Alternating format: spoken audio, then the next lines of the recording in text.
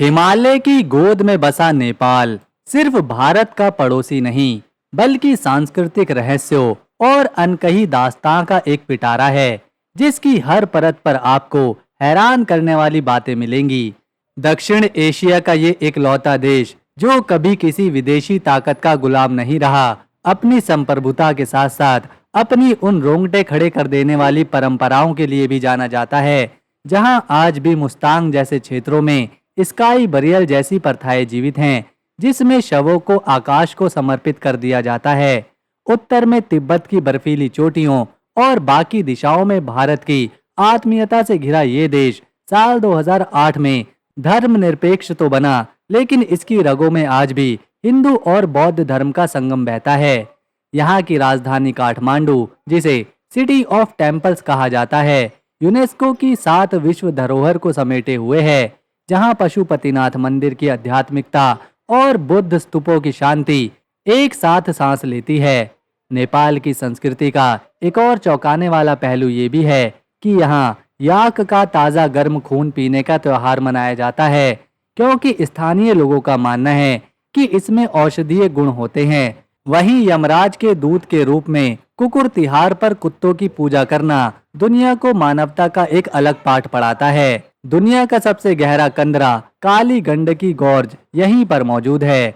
और दिलचस्प बात यह है कि नेपाल का झंडा दुनिया का एक लौता ऐसा राष्ट्रीय ध्वज है जो आयताकार नहीं, बल्कि 2 त्रिकोणों से मिलकर बना है, जो हिमालय और 2 प्रमुख धर्मों का प्रतीक है। यहाँ शनिवार की सरकारी छुट्टी और रविवार को कामकाज होना इसे दुनिया के बाकी हिस्सों से अलग करता है।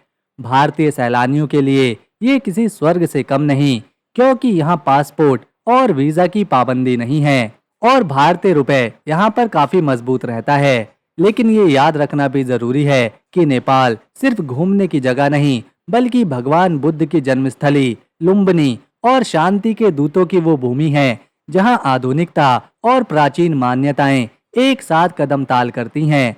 दोस्तों, हो सकता है आपको हमारी आवाज में थोड़ा फर्क लगे, क्योंकि इस वीडियो को हमने 2 अलग-अलग समय पर रिकॉर्ड किया था।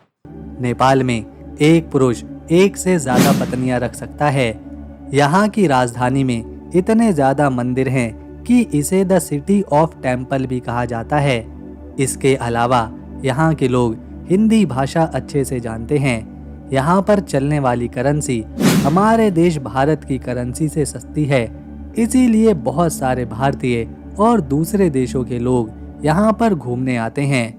नेपाल वो देश है जहाँ शांति के दूत की गहरी जड़ें हैं। जानेंगे भारत के पड़ोसी देश नेपाल को गहराई से, करीब से, यहाँ के खानपान और संस्कृति के साथ अद्भुत फैक्ट्स को। तो बने रहें हमारे साथ नेपाल के इस अद्भुत सफर पर। ये है नेपाल का मैप, जिसके उत्तर दिशा में तिब्बत आता है, वहीं दक्षिण, पश्चिम और पूर्व की दिशा में हमारा प्यारा देश भारत है। ये है नेपाल की राजधानी, जिसे काठमांडू के नाम से जाना जाता है। ये शहर पूरी तरह से मंदिरों से बना है। यहाँ की हर गली में आपको कोई ना कोई मंदिर देखने को जरूर मिलेगा, फिर चाहे वो छोटा हो या फिर बड़ा। काठमांडू एक व्यस्त शहर है, जहाँ पर अक्सर भीड़ रहती है। सड़कों पर ढेर सारी गाड़ियाँ आपको नजर आएंगी। ये है बौद्ध स्तूप, ये है पशुपतिनाथ मंदिर और ये है दरबार स्क्वायर। ये सभी स्थान अपनी संस्कृति, इतिहास और नेपाल को दर्शाते हैं, जिस वजह से यूनेस्को ने इन्हें अपनी वर्ल्ड हेरिटेज साइट्स में शामिल किया हुआ है। इन्हें रोजाना हजारों सैलानी देखने आते हैं, जिसमें से भारतीयों की संख्या काफी ज्यादा होती है, क्योंकि भारत और नेपाल को भाई भाई माना जाता है और इसीलिए नेपाल में कोई भी भारतीय बिना पासपोर्ट या वीजा के जा सकता है और कोई भी नेपाल का व्यक्ति भारत आ सकता है। लेकिन अगर आप नेपाल जाएं तो अपना एक आईडी प्रूफ जरूर लेकर जाएं, जैसे कि आधार कार्ड, वोटर आईडी कार्ड या फिर ड्राइविंग लाइसेंस। नेपाल के अगर हम एरिया की बात करें तो ये सुंदर देश 1,43,350 स्क्वायर किलोमीटर के क्षेत्रफल में फैला हुआ है और एरिया के लिहाज से ये दुनिया में 93 नंबर पर आता है। ये है नेपाल की सबसे प्रसिद्ध जगह, जिसे ललितपुर पाटन दरबार के नाम से जाना जाता है। ये बहुत ही फेमस टूरिस्ट स्पॉट है यहाँ का। इस जगह आपको 1-2 नहीं, बल्कि 55 मंदिर देखने को मिलेंगे। साथ ही साथ 135 या फिर 136 बहाल यानी कि कोर्ट यार्ड भी नजर आएंगे। यहाँ अक्सर नेपाल के लोग तो आपको दिखाई देंगे ही, साथ ही साथ विदेशी और भारतीय सैलानी भी। ये काठमांडू वैली में मौजूद है और इसे पाटन दरबार स्क्वायर के नाम से भी जाना जाता है। साल 1979 में इस ऐतिहासिक और सांस्कृतिक जगह को यूनेस्को ने अपनी वर्ल्ड हेरिटेज साइट्स में शामिल किया था। यहाँ कई प्राचीन इमारतें, मंदिर बने हुए हैं जिन्हें नेवार आर्किटेक्ट के डिजाइन में बनाया गया है। यहाँ का हिरण्या महाविहार, महाबौद्धा टेम्पल और कृष्णा मंदिर काफी फेमस है। पाटन को पहले ललितपुर के नाम से जाना जाता था और ललितपुर संस्कृत शब्द से आया है जिसका मतलब होता है एक सुंदर नगर। यहाँ प्राचीन समय में नेपाल के राजा महाराजा रहा करते थे और ये जगह राजनीति और संस्कृति का केंद्र हुआ करती थी। 12वीं शताब्दी से लेकर 18वीं शताब्दी तक यहाँ मल्ला किंग रहा करते थे और उन्होंने ही यहाँ पर महल और मंदिरों का निर्माण अलग अलग समय पर करवाया था। नेपाल का झंडा दुनिया का एकमात्र ऐसा झंडा है जो चौकोर या आयताकार ना होकर 2 त्रिभुजों से बना हुआ है। झंडे के ऊपर वाले त्रिभुज में चांद दिखाई देता है, जबकि नीचे वाले त्रिभुज में सूर्य, जो कि बौद्ध और हिंदू धर्म का प्रतिनिधित्व करता है। हालांकि इस झंडे का डिजाइन 1962 में किया गया था, लेकिन इसका डिजाइन 200 साल पुराना माना जाता है, जो कि हिमालय को दर्शाता है। अपने भारत में जो बाइक्स चलती हैं, जैसे हीरो कंपनी की, होंडा कंपनी की, बजाज कंपनी की, ऐसे ही यहाँ नेपाल के लोग भी उन्हीं बाइक्स का इस्तेमाल करते हैं। भारत और नेपाल की करेंसी में भी समानता देखने को मिलती है।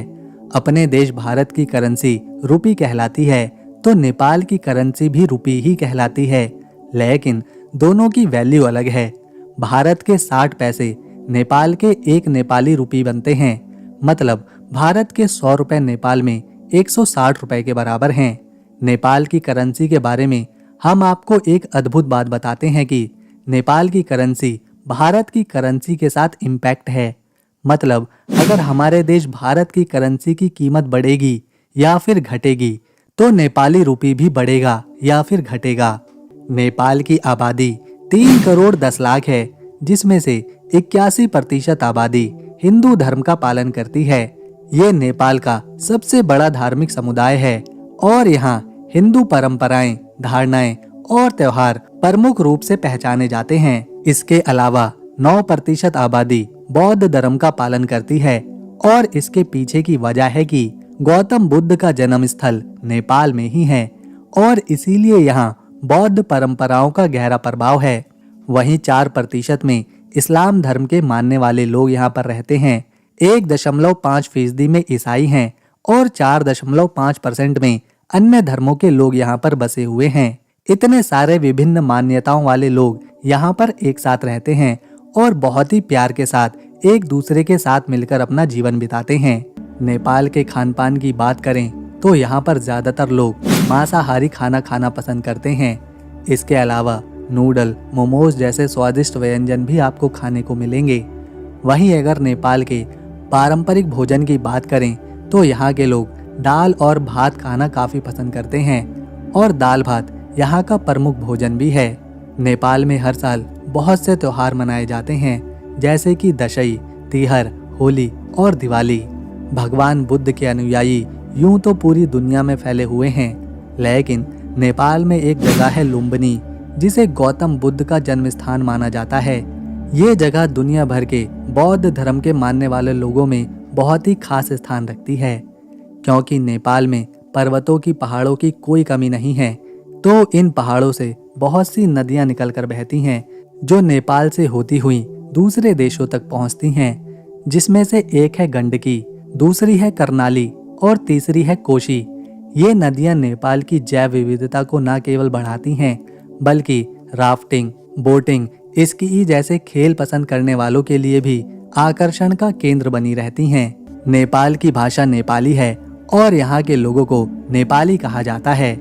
अगर आपको हिंदी पढ़ना आती है तो आप यहाँ की लिपि को आसानी से पढ़ सकते हैं, क्योंकि हिंदी के अक्षर और नेपाली भाषा के अक्षर लगभग एक ही समान हैं। ये है पिम्बाहल पौंड, जो कि भक्तापुर में मौजूद है।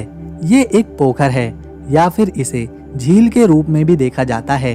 इसमें सैलानी नाव चलाने का मजा लेते हैं। इसके चारों तरफ कई छोटे छोटे बौद्ध के स्तूप बने हैं जो काफी पुराने हैं। पोखर के आसपास कई कैफेज और रेस्टोरेंट और दुकानें खुली हुई हैं। बहुत सारे सैलानी इस जगह पर आते हैं, समय बिताते हैं और शांति का अनुभव करते हैं। ये एक टूरिस्ट स्पॉट है जो कि देखने में काफी ज्यादा सुंदर और शांत लगता है। नेपाल न केवल अपनी संस्कृति के लिए खास है, बल्कि ये हिमालय की गोद में भी बसा हुआ है, जिस वजह से इसकी प्राकृतिक सुंदरता और ज्यादा बढ़ जाती है।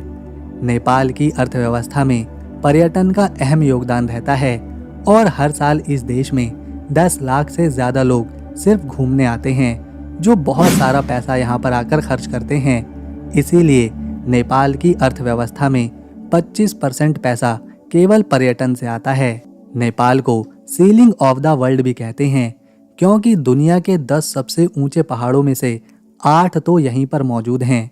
माउंट एवरेस्ट, जो कि दुनिया का सबसे प्रसिद्ध पर्वत है, जिस पर चढ़ने हजारों देश विदेश से लोग यहाँ पर आते हैं, वो भी नेपाल में ही है। ये है नेपाल का लुकला हवाई अड्डा, जिसे दुनिया का सबसे खतरनाक हवाई अड्डा कहा जाता है। इसे तेजिंग हिलेरी हवाई अड्डा भी कहते हैं, क्योंकि इसे माउंट एवरेस्ट पर चढ़ने वाले पहले पर्वतारोही शेरपा तेंजिंग और एडमंड हिलेरी के नाम पर बनाया गया है। ये हवाई अड्डा नेपाल के हिमालय में समुद्र तल से करीब 2845 मीटर की ऊंचाई पर है। वैसे तो नेपाल के लोग हिंदी और नेपाली भाषा बोलते हैं, लेकिन आपको जानकर हैरानी होगी कि यहाँ 125 से भी ज्यादा भाषाएं बोली जाती हैं, जिन्हें अलग अलग समुदाय और जनजातियों के लोग बोलते हैं। इतनी सारी भाषाओं का बोला जाना नेपाल की विविधता को दर्शाता है। नेपाली, मैथिली, भोजपुरी भाषाओं के साथ साथ और भी कई भाषाएं हैं जिन्हें राष्ट्रीय भाषा माना जाता है। पशुपतिनाथ मंदिर, जो विश्व प्रसिद्ध है, ये मंदिर भगवान शिव के 8 प्रमुख धामों में से एक है।